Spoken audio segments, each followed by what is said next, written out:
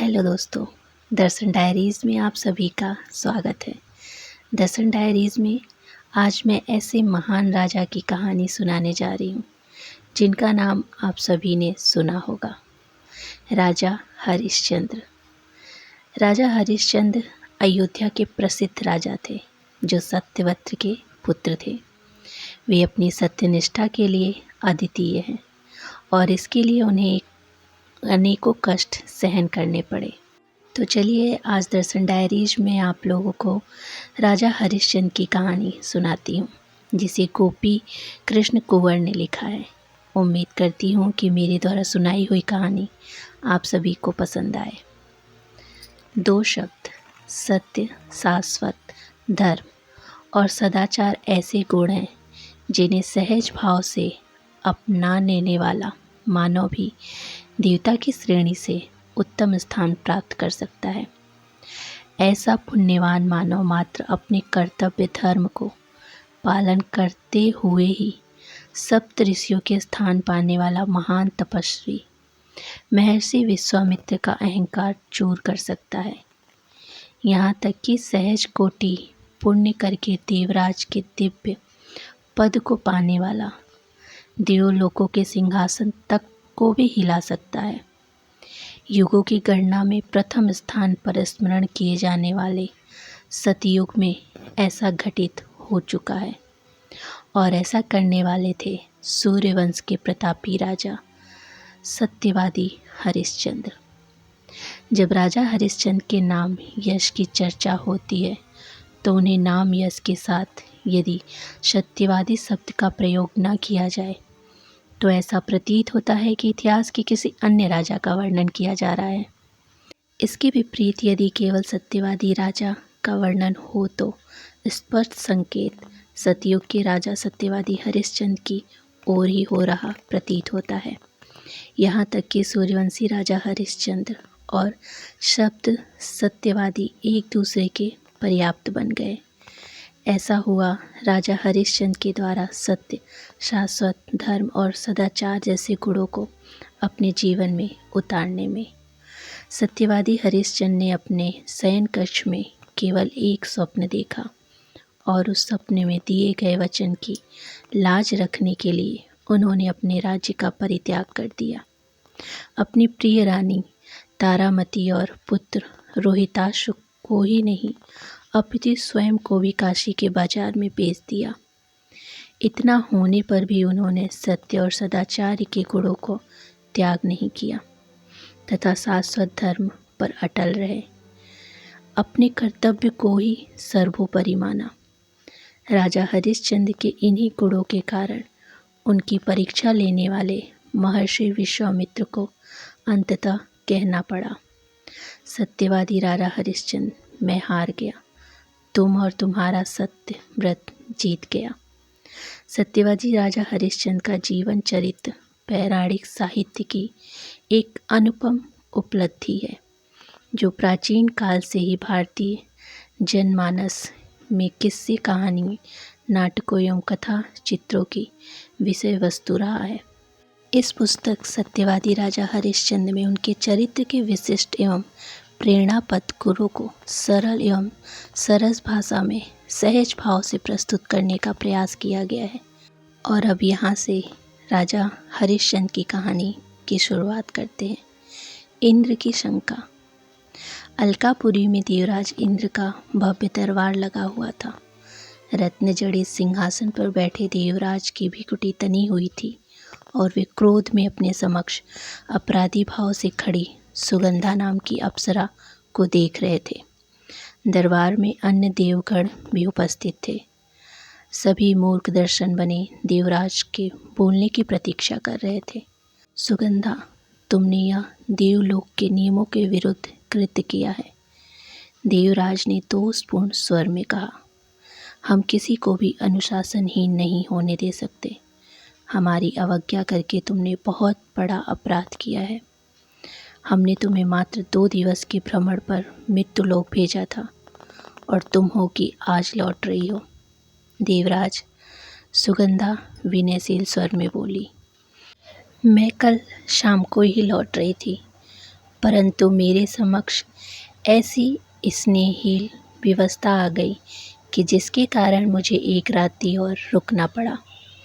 एक बालक के स्नेह ने मुझे यह अपराध करने पर विवश कर दिया, जिसका कोई भी दंड मुझे सहज स्वीकार है। बालक? कौन बालक?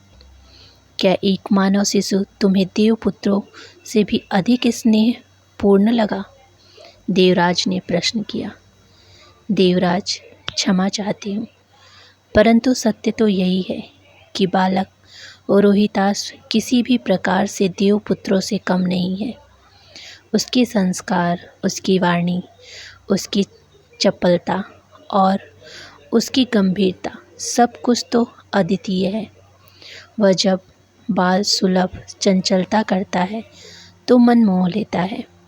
वह सत्य, धर्म, न्याय इत्यादि की गंभीरता से विवेचना करता है तो ऐसा प्रतीत होता है मानो कोई श्रेष्ठ विद्वान हो।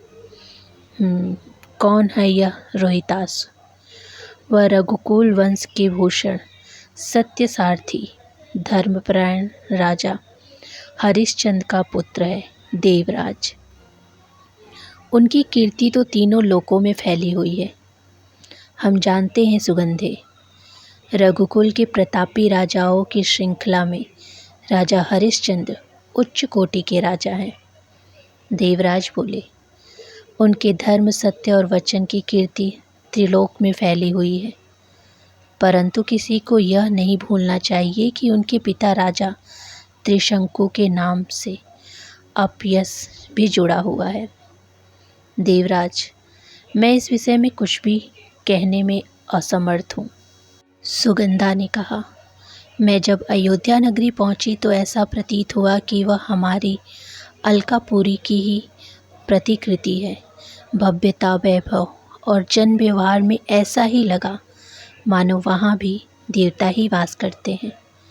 यह सुनकर देवराज की भ्रिकुटी और तन गई। तुम कहना क्या चाहती हो कि राजा हरिश्चंद्र इतने सामर्थ्यवान हो गए कि उन्होंने मृत्युलोक में भी स्वर्ग का निर्माण कर दिया?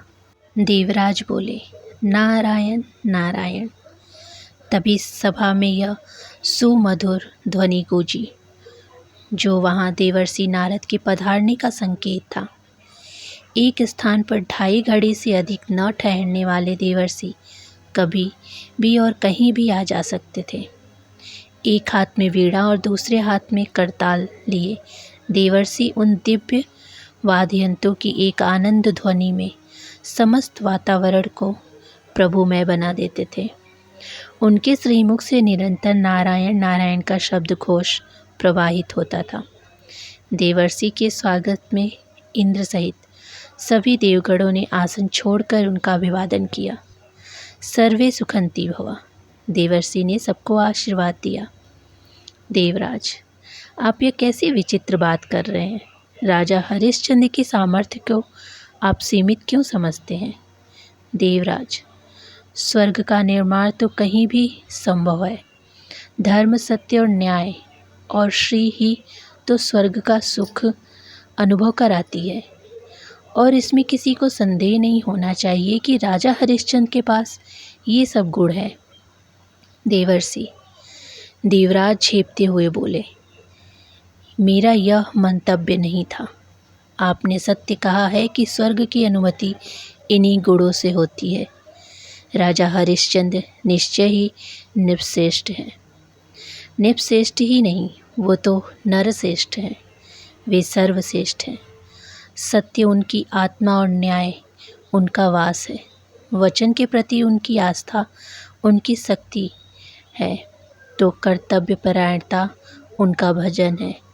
धैर्य और संकल्प से धनी राजा हरिश्चंद्र निश्चय ही दिव्य पुरुष है, और इसमें कोई संदेह नहीं कि उनकी इतनी विशेषताएं व गुण उन्हें इंद्रासन का अधिकारी बना दे। देवराज इंद्र के मुख पर चिंता के भाव दृष्टिगोचर होने लगे। देवराज, सत्यवादी राजा हरिश्चंद्र की सामर्थ्य पर संदेह न करे। देवर्षि उनके मानोभाव को ताड़कर मुस्कुरा उठे। उन महाविभूति के आतिथ्य के आकर्षण में यदि रूपसी सुगंधा से यह छोटा सा अपराध हो गया है तो इसमें कुछ भी आश्चर्य नहीं है। हम स्वयं उन यशस्वी राजा के समक्ष जाकर अपने समय की सीमा भूल जाते हैं और जब हमारे मस्तक पे श्राप के अनुसार पीड़ा होने लगती है तभी वहाँ से प्रस्थान करते हैं। देवर्षि, सुगंधा ने देवलोक का नियम भंग किया है, देवराज ने कहा, और इसका दंड तो इसे जरूर मिलना चाहिए।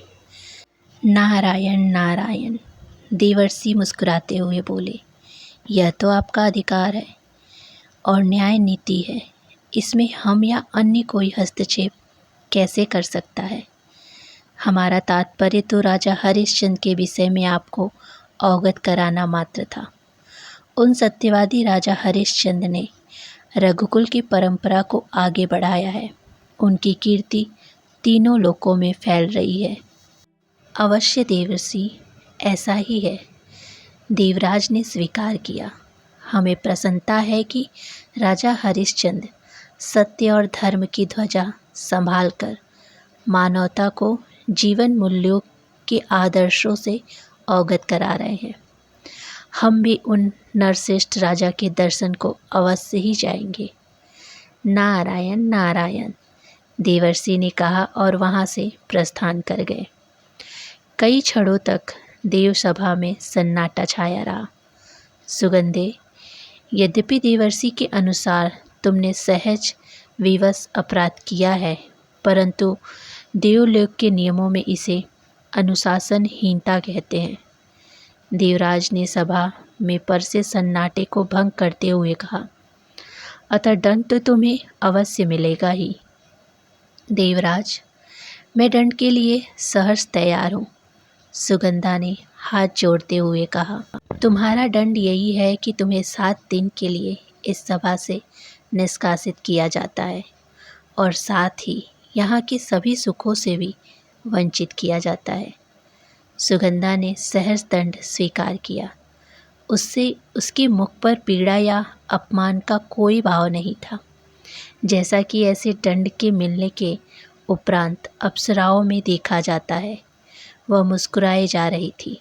सुगंधे, देवराज चकित होकर बोले, इस दंड के उपरांत भी तुम्हारी यह प्रसन्नचित मुस्कान हमें आश्चर्य में डाल रही है। देवराज, अपराध का दंड मिलता ही है, इसमें अपराधी को अप्रसन्न होने से क्या मिलता है? पीड़ा और भय। मैं इन कष्टों में स्वयं को क्यों ढकेलूं? आज प्रातः काल तक मैंने जिस आनंद और सुख का भोग किया है, उसकी तुलना में यह दंड गौण है। अयोध्या के महल, उद्यान और नगर भ्रमण के साथ राजकुमार रोहित का वात्सल्य मुझे अभी तक अभिभूत कर रहा है। राजा हरिश्चंद्र के गुणों ने मेरा हृदय जीत लिया है।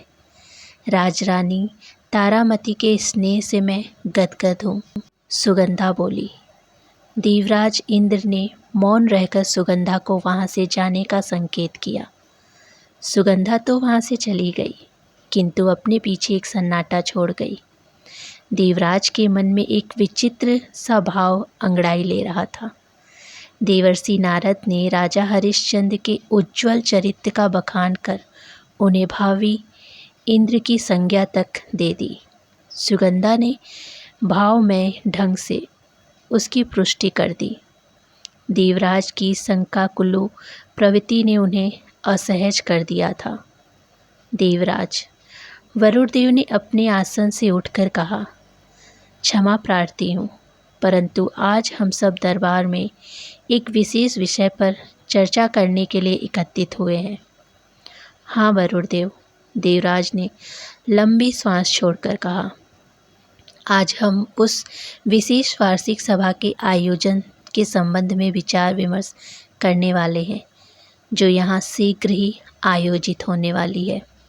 जैसा कि आप सभी जानते हैं कि मानवता के कल्याण हेतु हम सभी देवगण और पृथ्वी लोक के चुने हुए ऋषि महर्षि आपस में विचार विमर्श करते हैं। वह समय अब शीघ्र आने वाला है। अतः उन सभी विद्वान ऋषि महर्षि को सादर निमंत्रण भेजा जाए, जो पृथ्वी पर सत्य, धर्म और भगवत भक्ति की स्थापना में महत्वपूर्ण भूमिका निर्वहन कर रहे हैं। जो आज्ञा देवराज। साथ ही उस विशिष्ट सभा की उचित व्यवस्था भी हो जाए और सदैव की भांति आप सब अपने अपने कार्य करें। देवराज ने आदेश दिया। सभी देवताओं ने देवराज की बात को ध्यान से सुना और सिर हिलाकर सहमति प्रदान की। देवराज ने उस समय अपना सिंहासन छोड़कर सभा विसर्जन का संकेत दिया। सभी देवगणों ने आश्चर्य में पड़कर अपने अपने आसन छोड़ दिए। देवराज वहां से प्रस्थान कर गए। देवराज के मन मस्तिष्क में एक विचित्र सा भय बढ़ता ही जा रहा था और इसी कारण उनका हृदय सभा में नहीं लग रहा था। राजा हरिश्चंद्र अनायास से उन्हें अपने प्रतिद्वंदी प्रतीक होने लगे थे। देवराज को एक भावी संकट आने की आहट मिल रही थी और अब वे किसी भी युक्ति से उस संकट का कोई समाधान खोजना चाहते थे। देवलोक की उस विशेष सभा में सभी देवताओं, यक्षों, गंधर्वों सहित पृथ्वी लोक के विद्वान मनीषी महर्षि भी उपस्थित थे। इसमें महर्षि वशिष्ठ, महर्षि विश्वामित्र, महर्षि कपिल, महर्षि अगस्त्य जैसे देवलोक कल्याण को समर्पित योगी मुनि आदि प्रमुख थे। देवराज इंद्र अपने आसन पर विराजमान थे। सभा में उपस्थित देवगणों और महर्षियों का स्वागत करते हुए हम सबके प्रति आभार प्रकट करते हैं कि आप सब लोक कल्याण की कामना हेतु इस विशेष सभा में उपस्थित हुए। देवराज इंद्र ने वार्ता आरंभ की। जैसा कि आप सभी जानते हैं कि हम सभी श्री प्रभु की इच्छा और आदेश पर उनकी सबसे सुंदर कृति मानव के कल्याण हेतु नियुक्त है। पृथ्वी लोक के मानव में धर्म और सत्य की धारणा बनी रहे, इसके लिए हम सब प्रयासरत रहते हैं। पृथ्वी लोक पर माया अत्यंत प्रभावी होकर सीधे सरल मानवों को भ्रमित कर देती है और मानव समाज का विकास प्रभावित हो जाता है। किन्हीं विशेष कारणों से भगवान श्री हरि के द्वापर युग से पूर्व त्रेता युग को सृष्टि के शासन हेतु आमंत्रित किया और इस युग में आसुरी शक्तियों और माया के अधिक प्रभावी हो जाने की आशंका है। अतः हम सभी को संकट का समाधान खोजना है। देवराज के विचारों को सभी ने गंभीरता से लिया। युग परिवर्तन के इस क्रम को जगत नियंत्रता ने निश्चिंत ही इस कारण से बदला है कि संभवतः द्वापर के लिए एक ठोस आधार का निर्माण हो सके और त्रेता के माध्यम से ऐसी पुण्य आत्माओं को द्वापर का नेतृत्व सौंपा जा सके जो भावी समय के अनुसार मानवता की रक्षा करने में सफल हो। देवराज इंद्र ने बात को आगे बढ़ाया। जगत के वर्तमान स्वरूप में हो रहे परिवर्तनों का सबसे विपरीत प्रभाव पृथ्वी लोक पर होने की आशंका रहती है।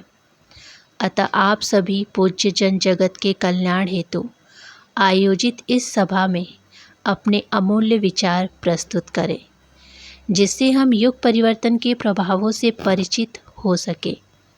सभी श्रुतिमग्न देवों और महर्षियों ने सिर हिलाकर सहमति जताई। देवराज, महर्षि विश्वामित्र ने गंभीर वाणी में कहा, युग परिवर्तन के प्रभाव तो देवात्मा और जीवात्मा दोनों पर होते हैं और इस प्रभावों से आत्मा अपने मूल्य उद्देश्य से भटककर आवागमन के लिए चक्र में फंस जाती है। आपकी आशंका उचित है कि पृथ्वी लोक पर इस परिवर्तन के प्रभाव अवश्य चिंतित करने वाले होंगे। आशा तृष्णा जीवात्मा को लुभाने को सदैव ही प्रयासरत रही है और यह परिवर्तन सांसारिकता में बढ़ते जा रहे हैं। विलासपूर्ण तत्वों को अधिक सक्रिय करने में सहायक होगा। सम्मानित देवगणों और पूज्य महर्षियों, महान मुनि कपिल ने गंभीर वाणी में कहा, आप सभी का कथन सत्य है, परंतु यह भी अकाट्य सत्य है कि परिवर्तन संसार का नियम है। पृथ्वी लोक के लिए आप सबकी चिंता आपके कर्तव्यों के अनुसार उचित है, परंतु यह कहना उचित नहीं कि पृथ्वी लोक पर रहने वाले शीघ्रता से समर्पण कर देते हैं।